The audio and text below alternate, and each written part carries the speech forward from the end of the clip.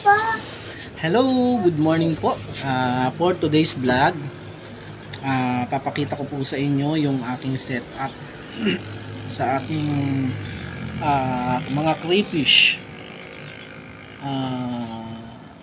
Nakita ko po ang potential ng crayfish farming. Kasi konti lang ang supply sa Pilipinas. At the same time, pwede mo siyang alagaan sa loob ng bahay mo, sa labas ng bahay mo, o kahit sa maliit na space lang, pwede mong alagaan yung crayfish. Kaya, ang maganda pa dito, yung mga crayfish ay hindi po siya bantayan kasi hindi po siya maano sa pagkain. Basta may talisay lang siya, may dahon ng saging or any dried na ano, pero pinaka ano talaga is talisay talaga at saka dahon ng saging. Pinaka magandang ilagay sa pans nila. So hindi siya mahirap alagaan. Hindi katulad ng mga inalagaan ko before tulad ng hito. Napakalakas sa pagkain. Talagang butas ang bulsa mo sa kapapakain sa hito. So dito naman sa crayfish, relax lang ako. Pag na-set up ko na siya, konting knowledge at dapat malinis talaga, quality yung water na paglalagyan natin. So dadalhin ko kayo ngayon doon sa aking setup. So nasa labas lang po siya ng bahay ko, kaya masarap at nakakawili, nakakalibang. Galing ka sa trabaho, pag uwi mo, meron kang papakainin crayfish. So napakasarap at nakakalibang. Hindi sayang yung oras ko sa pag-uwi ko kasi meron akong libangan. So, ang goal ko is paramihin yung crayfish natin. So, tara po, tignan po natin muna.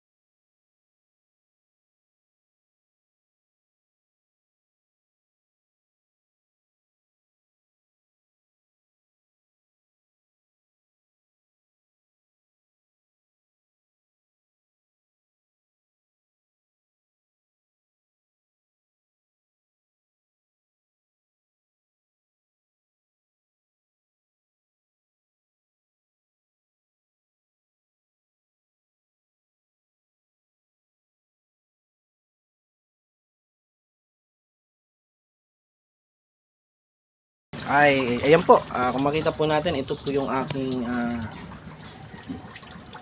rep tank, ang tawagin namin. So isa sa pinakamura na pwedeng paglagyan ng crayfish.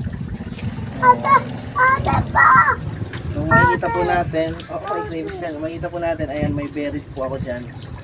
So, nandyan na po yung buntis natin na crayfish nasa loob. So, hindi po siya pwedeng disturb. Kasi, mahihain po yan. At the same time, baka may stress po siya. So, 1 week na lang at magpapagpag na yan.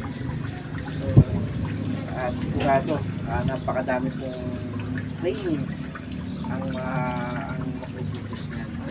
So, yan po siya. Mapapansin po natin dalawa. Hiniwalay ko po, nandito po yung mga gapi natin. Ayan, nandiyan po yung mga gapi fish natin. Ayan. Nandiyan po yung mga gapi fish. Opo, hindi ko po siya sinama doon, yung sa buried natin. Hindi ko po siya nilagyan ng gapi. Kasi nga, baka kainin niya yung mga krillings pag nagpisa siya. Gumawa po ako ng filtration dyan. Para yung tubig natin ay masala at hindi po siya madaling magdumi at magkaroon ng ammonia. Ayan. Dito po ay meron po akong 10 pieces na 3 to 4 inches 3 to 4 inches na crayfish. Mamaya papalabasin natin, magpapakain tayo. At dito naman po, dito po yung pinakamarami kong crayfish. Nasa 30 pieces yung nakikitong crayfish. So, 3 to 5 inches yung nandyan. So, ayan. Ito na po, ayan ang isa. So, ayan. Sa umaga po kasi, yung mga crayfish natin ay nagtatago po yan. So, hindi po sila masyadong active paggabi, ay pag umaga. Sa gabi po sila most active. Kasi nocturnal po sila. So, sa umaga, hindi sila masyadong gumagala. Pero ayan, ayan. Crayfish po dyan.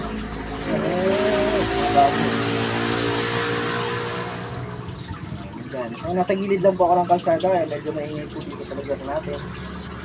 Ayan, mapapakain po tayo ng crayfish natin. Tingnan po natin. So, ang pakain ko na po sa kanila ay PO4.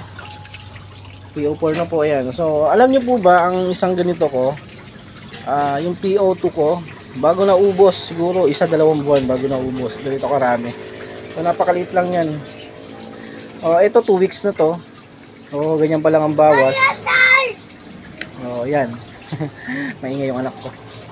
Ayan, papakain po tayo saglit, mga mama, mga sir. Papakainin natin saglit yung mga crayfish natin para lumabas sila. So, ang pagpakain konti-konti lang po. Yan. Yan. Yan. Yan. Yan lang po ang pagpakain natin sa mga crayfish natin. Konti-konti lang. Tapos dito ulit, papakain ulit tayo dito sa kabila natin. Ayan. Pakain tayo. Kasi yan sila. Sa umaga, pinapakain ko sila tsaka sa gabi. Para mabilis silang lumaki. Wag naman sobrang dami kasi pag hindi naubos yung feeds, magkukos siya ng ammonia. Kaya sakto-sakto lang talaga ang pinapakain ko. Mas okay nga para walang tira. Kasi pag nagkatira yan dyan, mabubulok yung feeds. Tapos magiging ammonia.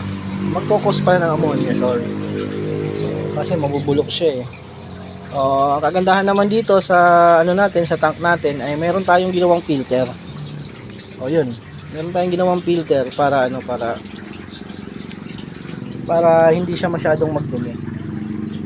So ayan, konti lang ang pinakain natin. So halos siguro ayan na sila, ayan na sila.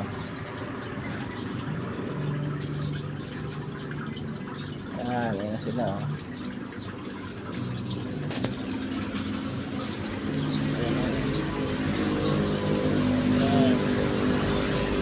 So nag-aago ay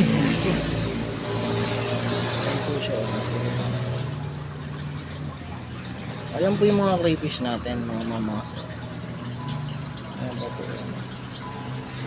So kung gusto nyo mag-set up ng ganito, pwede ko po kayong turuan. PM nyo lang po ako.